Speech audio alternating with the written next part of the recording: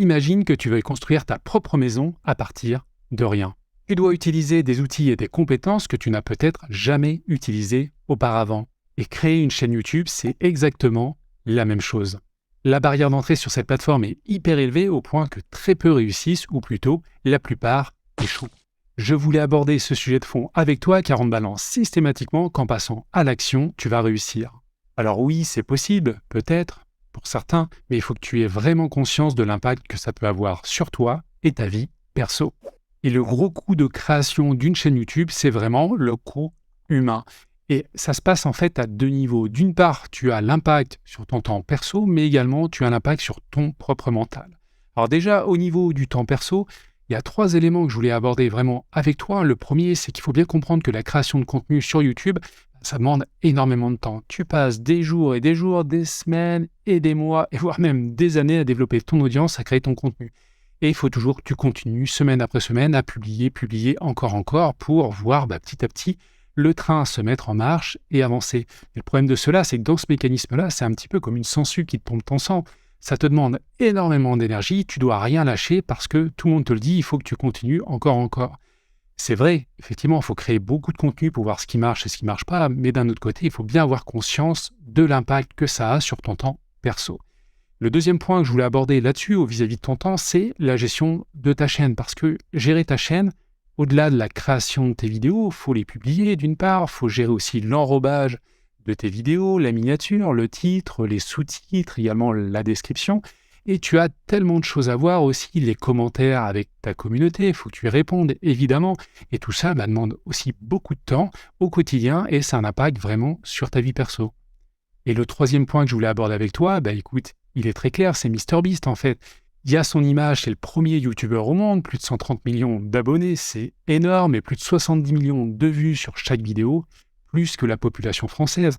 Alors ça, c'est la face visible de l'iceberg, c'est très bien, mais quand tu regardes un petit peu son parcours, moi j'ai étudié, ce gars-là, il a commencé à 13 ans YouTube, dans sa petite chambre de 9 mètres carrés, il a commencé à publier des vidéos, et aujourd'hui il en a fait plus de 1000, ce n'est pas plus de 2000, mais vraiment plus de 1000, ça c'est sûr et certain. Et le problème, c'est qu'il a publié, au début ça ne marchait pas, mais le mec, il était vraiment tenace, c'est-à-dire qu'il avait que YouTube en tête, il a continué, et ça a commencé à percer, petit à petit, mais pas sur les premiers mois. Il a mis énormément de temps, des années et des années. Et chaque année, il y a eu des étapes. Certes, il y a des vidéos qui ont mieux marché que d'autres, mais ça a demandé énormément de temps. Donc n'oublie pas cela, il faut énormément de temps pour se lancer sur YouTube. C'est un fait. Clairement, la barrière d'entrée est lourde, donc il te faut un max de temps. Et le deuxième point que je voulais aborder avec toi, c'est l'aspect mental. Donc là aussi, il y a 3 points que je voulais évoquer avec toi. Le premier, c'est le stress et l'épuisement mental.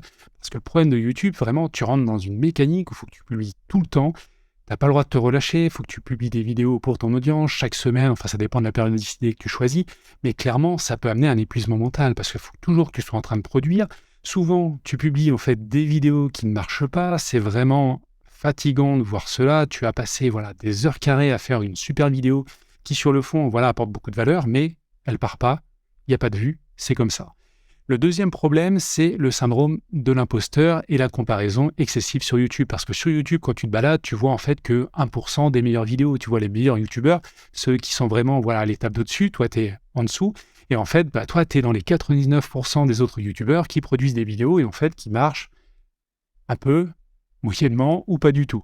Et donc ça, c'est vraiment important d'arrêter la comparaison excessive. Et pour cela, il y a des stratégies, notamment de se recentrer sur soi, et de regarder ses statistiques ou un certain nombre de choses. Mais clairement, il faut arrêter les comparaisons excessives et avoir aussi le syndrome de l'imposteur parce que sur le fond, tout le monde s'est lancé à un moment donné sur YouTube, tout le monde a commencé et c'est normal, de débuter et de progresser pas à pas.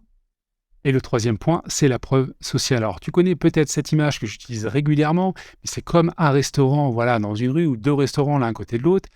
Si le premier, il est vide, des personnes qui passent dans la rue vont pas avoir vraiment envie d'aller dans ce restaurant. Elles vont préférer celui qui est à côté, où il y a déjà du monde, et c'est plus, c'est comme ça. C'est une question de preuve sociale, et c'est pareil pour ta chaîne YouTube. Si ta chaîne YouTube a 50, 100, 200, 300 abonnés, même moins de 1000, tu n'as pas encore une certaine crédibilité, mais en même temps, il faut bien commencer un jour, et toutes les grosses chaînes à plus de 100 000 abonnés, 1 million d'abonnés, et j'en passe, sont passées par là. Donc tu n'as pas le choix, n'oublie pas cela, la preuve sociale, certes c'est important, ça te permettra quand tu passeras les 1000 abonnés d'avoir plus de crédibilité, et donc les gens vont sûrement peut-être un peu plus s'abonner, Et donc globalement, vis-à-vis de ce coût humain, voilà, je voulais vraiment souligner cela. N'oublie pas, si tu veux te lancer sur YouTube, que ça a un coût en temps phénoménal, ça c'est clair. Après, avec passion, on peut se lancer, il n'y a pas de souci.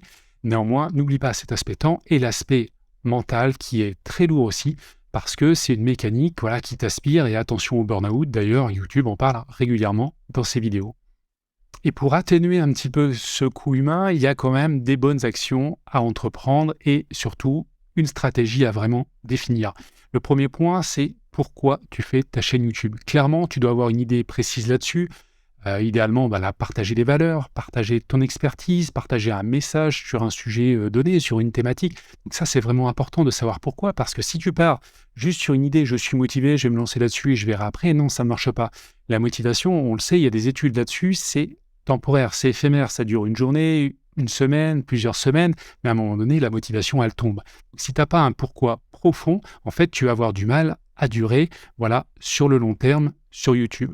Le deuxième point important, c'est de bien définir tes objectifs de chaîne. Pourquoi vraiment tu veux développer une audience? Quelle est ta cible? Est-ce que c'est vraiment purement de la passion? Est-ce que tu veux créer un business, vendre des choses, améliorer voilà, ton branding sur ta boîte en tant que freelance? Enfin là, je ne sais pas.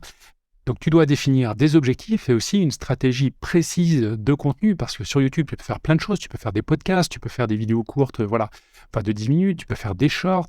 Tu peux également avoir une stratégie basée sur la recherche YouTube, mais également la recommandation de YouTube. Donc, c'est deux choses différentes. Donc, il faut vraiment que tu sois au clair sur tes objectifs et ta stratégie globale. Et enfin, le troisième point qui est important, c'est tout simplement de se former, de continuer à chercher à progresser à chaque instant, parce que si tu te concentres sur toi et ta progression, tu vas pouvoir voir mois après mois ton évolution et tu auras plus de résultats, plus de vues et d'abonnés. D'ailleurs, là-dessus, n'hésite pas à aller voir tes statistiques YouTube, dans ton YouTube Studio. C'est vraiment une pépite pour voir les vidéos qui ne marchent pas, et tu vas comprendre pourquoi, et tu vas pouvoir regarder les vidéos qui marchent vraiment, afin d'essayer après par la suite d'en refaire du même type, et ça, c'est vraiment une bonne stratégie. Donc c'était vraiment important pour moi et pour toi en fait de te partager un petit peu ce retour d'expérience et ce coût humain d'une chaîne YouTube si tu veux te lancer ou si tu commences voilà, à publier certaines vidéos, parce que c'est vraiment important de cadrer les choses au départ. Et moi, justement, je peux t'aider là-dessus parce que déjà, il y a ma chaîne YouTube Réussir sur YouTube qui partage énormément de contenu voilà, pour t'aider, pour définir un petit peu les stratégies, mais aussi bien comprendre et connaître les outils techniques à utiliser pour bien voilà, publier de bonnes vidéos, bien les référencer, ce genre de choses. Mais d'un autre côté aussi, je viens de lancer une offre de coaching voilà, pour accompagner les youtubeurs qui veulent se faire aider à aller plus vite, parce que tu le sais, si tu as envie de gravir par exemple l'Everest, voilà, c'est une ascension qui va être très longue, et si tu pars avec un guide, automatiquement tu vas aller plus vite, tu vas pouvoir surmonter les obstacles plus facilement et atteindre tes objectifs plus rapidement. Donc ça pour moi c'est important, et donc si ça t'intéresse, je lance donc mon offre de coaching. Pour l'instant, elle est gratuite pour les premières places, tu as un lien en description. Donc si ça t'intéresse, voilà, que je fasse une analyse de ta chaîne avec toi, peut-être lever les principaux points de blocage sur ta chaîne, donc n'hésite pas à cliquer sur le lien en description. Donc il y a un certain nombre de places gratuites, on fera un petit créneau d'1 heure, on analysera un petit peu ta stratégie, ta chaîne et tes envies, et voilà, donc n'hésite pas à le faire, pour l'instant c'est gratuit. Je te remercie d'avoir écouté cette vidéo, je vais afficher par-ci par-là une petite vidéo qui va t'intéresser, tout simplement une vidéo pour réussir sur YouTube. Et clairement, voilà, n'hésite pas à te lancer si tu as bien compris tout ce que je voulais dire dans cette vidéo, parce que YouTube, c'est une superbe opportunité. Allez, ciao!